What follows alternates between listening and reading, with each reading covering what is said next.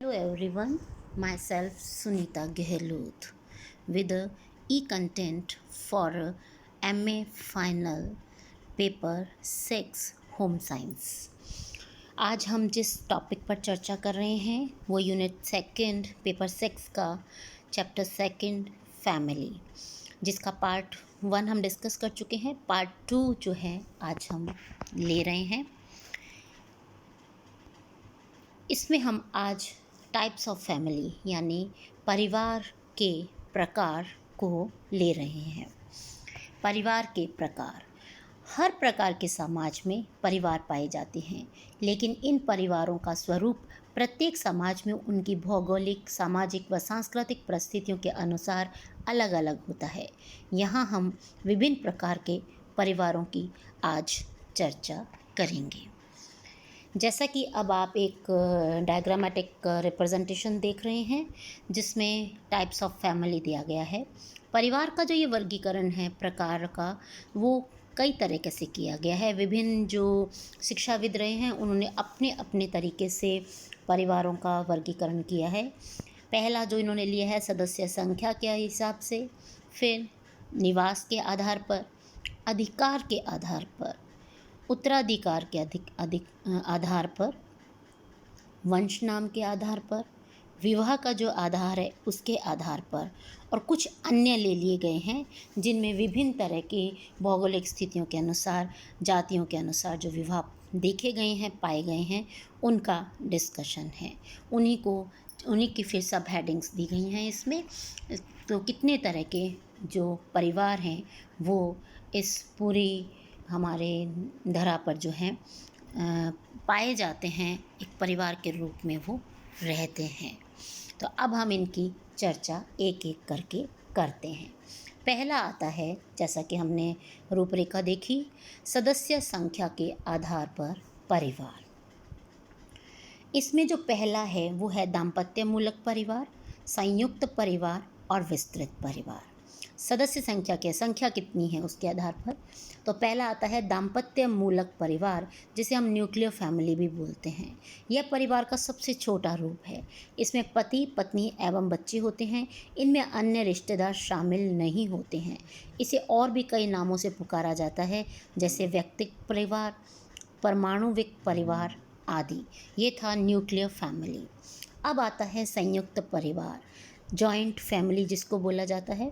अब जब 3 या अधिक पीढ़ियों के रक्त एवं विवाहित संबंधी साथ रहते हैं, जिनमें सामूहिक संपत्ति, अधिकार एवं कर्तव्य बोध हो और जो परस्पर किसी न किसी नातेदारी व्यवस्था से संबंधित हो, ऐसे परिवार संयुक्त परिवार कहलाते हैं।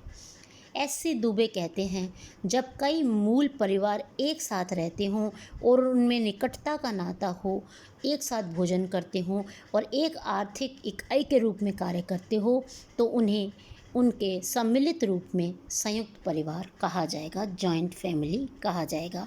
भारतीय समाज जॉइंट फैमिली का ही सूचक था, बट नाउ अ डेज़ दाम्पत्य मूलक परिवार जो हैं देखने में आ रहे हैं। फिर आता है विस्तृत परिवार, जो इसका तीसरा विभाजन है। एक्सटेंसिव फैमिली बोला जाता है इसको। इस प्रकार के परिवार में सभी रक्त संबंधी, विवाह संबंधी और अन्य संबंधी भी सम्मिलित होते हैं। ऐसे परिवार में संबंध एवं रिश्तेदारी का ठीक ज्ञान नहीं हो पाता। इसमें सदस्य संख्या बहुत अधिक भी हो सकती है।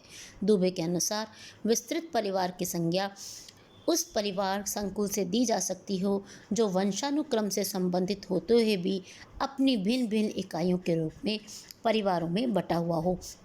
बहुत बड़ा, इसमें सभी तरह के जो छोटे परिवार हैं उनको संयुक्त रूप से रहते हुए देखा जा सकता है, और ये भिन्न भिन्न इकाइयों के रूप में परिवार बटा रहता है, लेकिन वो एक विस्तृत परिवार के रूप में भी संगठित रहता है।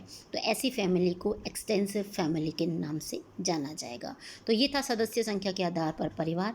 अब दूसरा जो विभाजन है वो है अधिकार के आधार पर परिवार, जिसमें 2 तरह का वर्गीकरण किया गया है, पितृसत्तात्मक परिवार और मातृसत्तात्मक परिवार। पितृसत्तात्मक परिवार, इस प्रकार के परिवारों में सत्ता एवं अधिकार पुरुष के पास होते हैं। वे ही परिवार की संपूर्ण गतिविधियों एवं आवश्यकताओं का ध्यान रखते हैं। ऐसे ही जब मातृसत्तात्मक परिवार हैं, इसमें परिवार की सत्ता एवं अधिकार माता या स्त्री के पास होते हैं। वह ही परिवार पर अपना नियंत्रण रखती है। कहीं पर यह अधिकार वास्तविक है तो कहीं पर नाम मात्र के हैं। इसका अर्थ यह बिल्कुल नहीं है कि पुरुषोचित कार्य स्त्रियां करती हैं। तो ये दो तरह के परिवार देखने में आते हैं। भारत में भी पितृसत्तात्मक और मातृसत्तात्मक दोनों तरह के परिवार देखने को मिलते हैं। तीसरा जो वर्गीकरण किया गया है, on the basis of residence, यानी निवास के आधार पर परिवार का वर्गीकरण। इसमें जो कैटेगराइजेशन है वो है पितृस्थानीय परिवार, मातृस्थानीय परिवार, नवस्थानीय परिवार, पितृमातृस्थानीय परिवार, मामा स्थानीय परिवार, द्विस्थानीय परिवार। एक एक करके लेते हैं। पितृस्थानीय परिवार, विवाह के बाद पत्नी अपने पति और उसके माता पिता के साथ रहती है, तो ऐसा परिवार पितृस्थानीय परिवार कहलाता है। पितृस्थानीय परिवारों का प्रचलन सर्वाधिक है। मातृस्थानीय परिवार, जब विवाह के बाद पति पत्नी के साथ उनके माता पिता के निवास स्थान पर रहने लगता है, तो ऐसे परिवार मातृस्थानीय कहे जाते हैं। मालाबार के नायर, खासी व गारो जनजातियां इस प्रकार के परिवार के सर्वोत्तम उदाहरण हैं। नवस्थानीय परिवार, जब पति व पत्नी विवाह के बाद अपने माता पिता के निवास स्थानों से अलग नया घर बनाकर रहते हैं, तो उसे नवस्थानीय परिवार कहते हैं। पितृ मातृ स्थानीय परिवार, कई समाजों में पति पत्नी किसी एक के साथ रहने को बाध्य नहीं होते, वरन वे किसी के पास रह सकते हैं। ऐसे परिवारों को मातृ पितृ स्थानीय परिवार कहा जाता है। मामा स्थानीय परिवार, नव दंपति जब पति की माँ के भाई अर्थात मामा के परिवार में जाकर रहने लगते हैं, तो ऐसे परिवार को मामा स्थानीय परिवार कहते हैं। द्रोब्रियांडा द्वीपवासियों में यह प्रथा प्रचलित है, जिसमें विवाह के बाद भांजा अपनी पत्नी सहित मामा के यहाँ रहने को चला जाता है।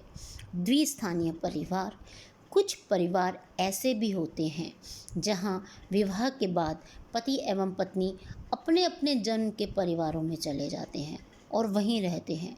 लक्षद्वीप, केरल एवं अंशारी जनजाति में इस प्रकार के परिवार विद्यमान है। पति रात्रि को अपनी पत्नी के घर जाता है, परंतु दिन में अपने माता पिता के साथ ही रहता है। तो ये थे निवास के आधार पर, यानी जहाँ पर कहीं पर पिता के घर, कभी माता के घर, कहीं माता पिता से अलग, तो कहीं पर मामा यानी भांजा जो है मामा के यहाँ पे जाके रहता है। तो द्विस्थानीय में ये है कि अपने अपने माता और पिता के साथ रहते हैं, परंतु रात्रि के समय वे किसी एक के घर पर रहेंगे। तो ये था निवास यानी रेजिडेंस के आधार पर फैमिली का क्लासिफिकेशन यानी वर्गीकरण। फिर आता है उत्तराधिकार के आधार पर, on the basis of succession, कि उत्तराधिकार के आधार पर दो तरह के परिवार देखे गए हैं। जैसे अधिकार की तरह ही एक ही परिवार में संतानों को पद आदि दिए जाने का क्रम भी पितृपक्ष के पुत्रों तथा मातृपक्ष की पुत्रियों को दिया जाता है। इस आधार पर परिवार दो प्रकार के होते हैं, पितृमार्गी परिवार तथा मातृमार्गी परिवार।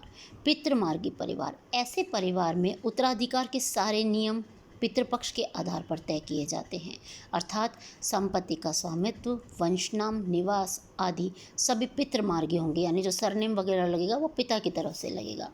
मातृमार्गी परिवार, पितृमार्गी के विपरीत उत्तराधिकार के सारे नियम मातृपक्ष के आधार पर तय किए जाते हैं, अर्थात माँ से पुत्री को तथा पुत्री से उसकी पुत्री को प्राप्त होता चला जाता है, जहाँ पर माँ के आधार पर वंशनाम उत्तराधिकार के नियम तय किए जाते हैं।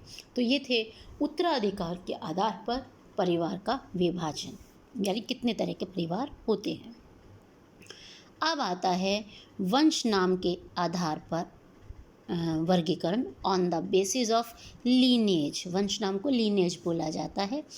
वंश नाम से क्या तात्पर्य है? वंश नाम से तात्पर्य है आने वाली पीढ़ी का वंश, पिता या माता अथवा दोनों के नाम से व्यक्ति को पहचानना है, क्योंकि हम अपने वंश के नाम से ही पहचाने जाते हैं। वंश नाम के नियम एक व्यक्ति को जन्म से ही किसी विशिष्ट संबंधी समूह से संबंध करता है। वंश नाम के आधार पर वर्गीकरण निम्न प्रकार से होगा: पितृवंशीय परिवार, मातृवंशीय परिवार, उभयवादी परिवार या द्विनामी परिवार। पितृवंशीय परिवार, ऐसे परिवारों में वंश परंपरा पिता के नाम से चलती है। पुत्रों को पिता का वंश नाम प्राप्त होता है। हिंदुओं में यही परिवार की व्यवस्था चलती रही है। हमें अपने पिता का जो नाम है, सरनेम है, वही मिलता है। हम आने वाली पीढ़ी को वही प्रदान करते हैं। मातृवंशीय परिवार, इस प्रकार के परिवारों में वंश परंपरा माँ के नाम से चलती है। माँ से पुत्रियों को वंश नाम प्राप्त होता है। पुरुषों के वंश नाम विवाह के बाद बदल जाते हैं। मालाबार के नायरों में यही प्रथा है, परंतु भारत के कुछ हिस्सों में मातृवंशीय परंपरा देखने को मिलती है, परंतु ज़्यादातर पितृवंशीय जो परंपरा है वही दृष्टिगोचर ज़्यादा होती है। उभयवादी परिवार, इस प्रकार के परिवारों में एक व्यक्ति का अपने दादा दादी एवं नाना नानी चारों संबंधियों से समान रूप से संबंध रहता है। अर्थात ऐसे समाजों में पैतृक एवं मातृक दोनों वंश परंपराएं साथ साथ चलती है। एडिस्टन द्वीपवासी इसका उदाहरण है। इनमें टाविटी नामक समूह में वे सभी व्यक्ति होते हैं जो परिवार के अतिरिक्त मातृ एवं पितृपक्ष से संबंधित होते हैं। वंशावलियाँ 4 पीढ़ियों तक गिनी जाती हैं।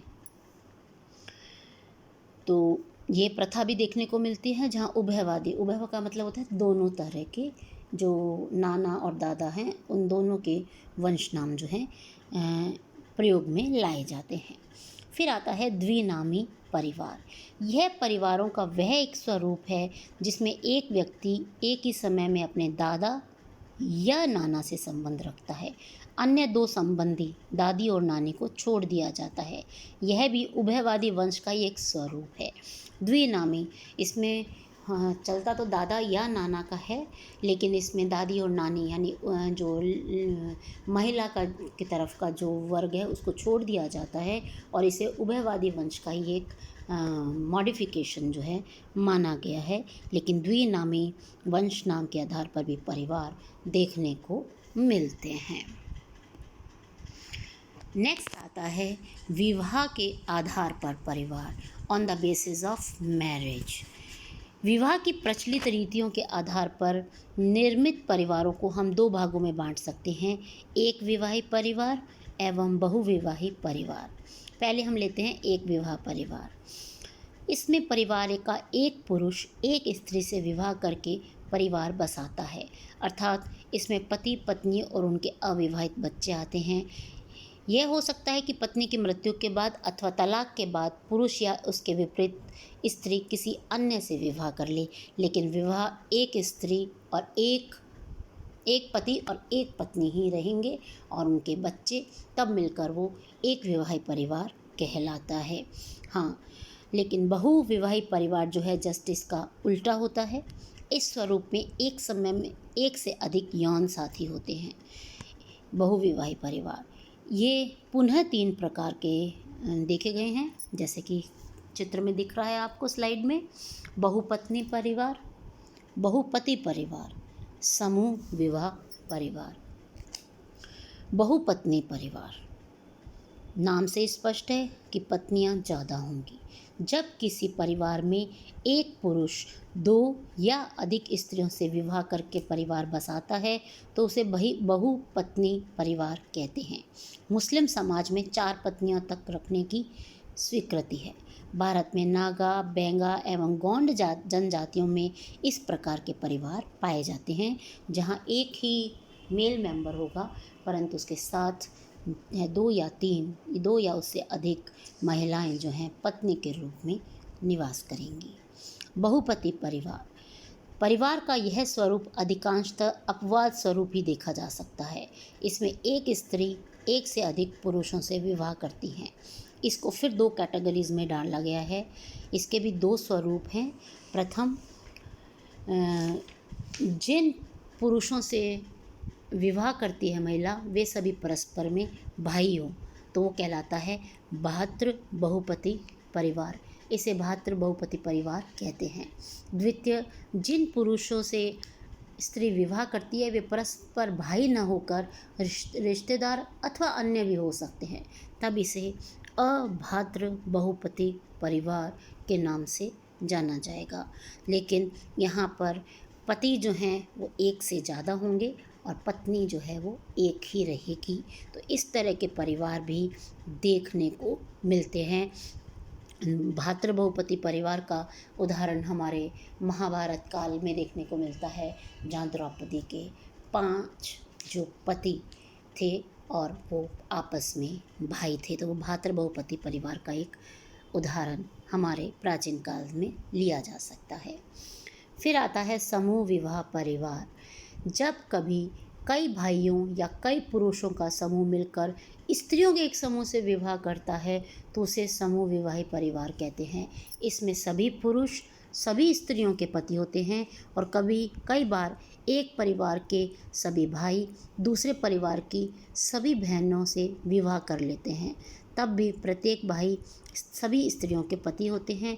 इस प्रकार के विवाह समूह विवाह परिवारों का निर्माण करते हैं और जो संतानें हैं वो सभी पति की और पत्नियों की कहलाती हैं। इसमें एक साथ सभी स्त्रियों और पतियों का समूह जो है वो देखा जा सकता है।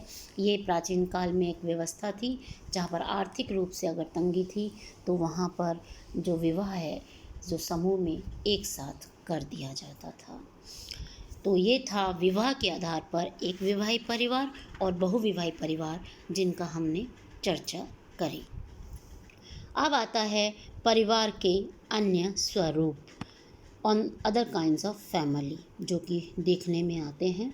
जन्म मूलक परिवार, प्रजनन मूलक परिवार, समरक्त परिवार, विवाह संबंधी परिवार और प्रेत परिवार। पहला लेते हैं जन्म मूलक परिवार। यह दाम्पत्य मूलक परिवार है जिसमें पति पत्नी द्वारा बच्चे जन्म लेते हैं तथा बच्चों के जन्म के लिए यह उनके जन्म का परिवार कहलाता है। यानी पति पत्नी शादी करते हैं और बच्चा होता है तो जन्म से जो बच्चे को माता पिता या को परिवार मिलता है तो वो जन्म मूलक परिवार कहलाता है। दूसरा है इसमें प्रजनन मूलक परिवार। जब बच्चे वयस्क होने पर विवाह करते हैं तब विवाहित वयस्क के लिए यह परिवार का दूसरा स्वरूप बन जाता है जिसे हम प्रजनन परिवार कहते हैं। कुछ लोग इसे जैविकीय परिवार या लघु परिवार कहते हैं। इस प्रकार इस स्थिति में व्यक्ति 2 परिवारों का सदस्य बन जाता है। लेकिन जब माता पिता और बच्चों के अतिरिक्त चाचा चाची, दादा दादी, पोता पोती और ऐसे ही अन्य स्वजन जुड़ जाते हैं तो परिवार का स्वरूप संयुक्त अथवा विस्तृत परिवार का हो जाता है। इस प्रकार यदि कोई व्यक्ति अगर संयुक्त अथवा विस्तृत परिवार का सदस्य होता है तो उसमें जन्म एवं प्रजनन परिवार की इकाइयाँ विलीन हो जाती है। प्रजनन मूलक परिवार जो कि संयुक्त और विस्तृत परिवार का ही एक बढ़ा हुआ रूप है, जहाँ पर माता पिता अपनी बड़े बच्चों की जब शादियाँ कर देते हैं और उनके भी बच्चे हो जाते हैं तो एक ही परिवार में चाचा दादा नाना, चाचा दादा दादी और माता पिता और बच्चा 2 परिवारों के स्वरूप एक साथ देखने को मिलते हैं। तो ये संयुक्त और विस्तृत परिवारों का ही रूप होता है और प्रजनन जो है वो आगे की पीढ़ियों के द्वारा होता रहता है और परिवार जुड़ा रहता है। तो ऐसा परिवार प्रजनन मूलक परिवार कहलाता है।